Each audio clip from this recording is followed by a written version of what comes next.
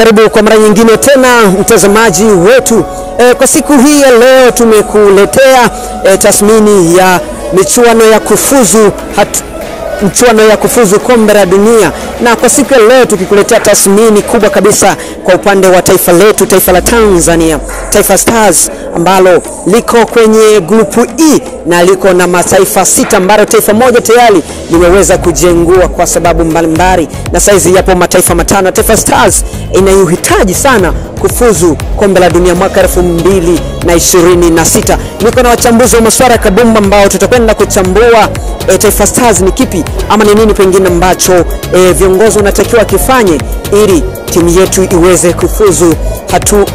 kufuzu kombe la dunia. Niko na Madina Hassan. Bwana, mambo vipi?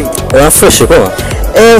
Tunaona bwana Madina, timu ya Taifa Stars kwa sasa imeshika nafasi ya 3 kwenye kundi E kufuzu michuano ya kombe la dunia mwaka 2026. Tathmini pengine kwa uchache ni nini viongozi wanatakiwa kifanye ili timu yetu ya Taifa Stars iweze kufuzu?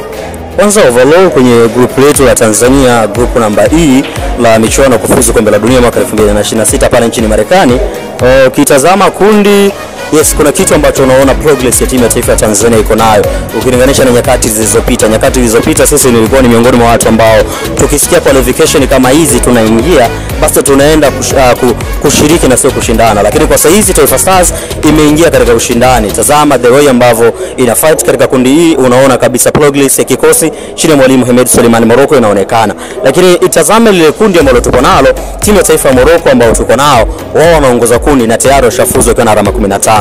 Wanaofuatia ni Niger ambao wana alama 6, nafasi ya pili. Nafasi ya 3 ni sisi Tanzania, tuna alama 6. Kinachotofautisha sisi pamoja na Niger katika rank ya nafasi ni magoli ya kufungwa na kufungwa. Niger wana wastani mzuri wa magoli, wana positive 2, lakini Tanzania sisi tuna negative 2 ambazo zinatuweka nyuma tukae nafasi ya 3 na Niger kakae nafasi ya kwanza, licha ya kwamba katika engo ya alama tualingana nao. Lakini pia ukiangalia wanaotufuatia nyuma yetu ni Zambia ambao wako na alama 3 katika group letu, ambao wao wameshinda mchezo mmoja pekee ambao wameshinda mchezo uliopita dhidi ya Niger. Kwa nafasi ya mwisho inashikwa na Congo Brazzaville, wale majirani wa Congo DRC, ambao wao wapo na pointi 0 katika mechi zao zote walizocheza, mechi 3 hawajapata matokeo katika mechi yoyote. Kundi linakuwa gumu kwa sababu ukiangalia sisi Taifa Stars na Niger ni watu pekee ambao wanapigiwa chapuo kubwa ya kushika nafasi ya pili ili angalau na sisi tukacheze playoff ya kuelekea kombe la dunia, kwa sababu kwenye haya group ukitizama yapo magrupu takriban 10. Hayo magrupu 10 yaliopo, mtu wa nafasi ya kwanza katika kila grupu anakwenda moja kwa moja kufuzu kuelekea kombe la dunia. Then timu mbili ambazo zinakuwa zimesalia kufulfill gap la timu 12 ndizo zinakwenda kucheza playoff hizi mechi, zile timu ambazo zimeshika nafasi ya pili katika kila grupu, ili kuhakikisha kwamba wanapata tiketi ya zile mbili kuongezeka na kwa 12 kuelekea kombe la dunia. Kwa kuna nafasi nzuri ya Taifa Stars kisha kwamba tunapata matokeo katika mechi ambazo zinasalia ili kwenda mbele, kwa sababu mechi ambazo zimesalia kwa sisi Taifa Stars ni mechi mbili ambazo zote tunacheza nyumbani. Tutacheza dhidi ya Congo, lakini pia tutacheza dhidi ya Zambia ambao katika mechi iliyopita tuliwafunga goli 1-0, goli la Waziri Junior Shemtembo akifunga pale katika uwanja katika uwanja Ndola pale nchini Zambia, goli ambalo lilitupa nafasi ya sisi kukaa katika nafasi nzuri katika group. Kwa hiyo inawezekana pia tukaenda kufanya maajabu na tukaongeza baadhi ya vitu vichache ambavyo vikaenda kutusaidia. Lakini pia nafasi nzuri ni kwa Taifa Stars kwa sababu urejeo wa Mbwana Ali Samata unakwenda kuongezeka katika mechi hiyo, kwa sababu sasa hizi tunaingia katika msimu wa ligi kuu soka Tanzania bara kuendeleza hizo mechi zilizosalia. Baada ya hapo tutarudi tena katika international break ambayo Mbwana Ali Samata inawezekana akawa tayari amesharejea katika majeraha yake. Sawa bwana, huyo ni Madina Hassan ameweza kutupatia uchambuzi kwa upande wake ambacho anaweza kukiona. Sawa, kwa upande wangu kulia pia niko na Kasim Sadati. Bwana, mambo vipi? Mambo safi bwana.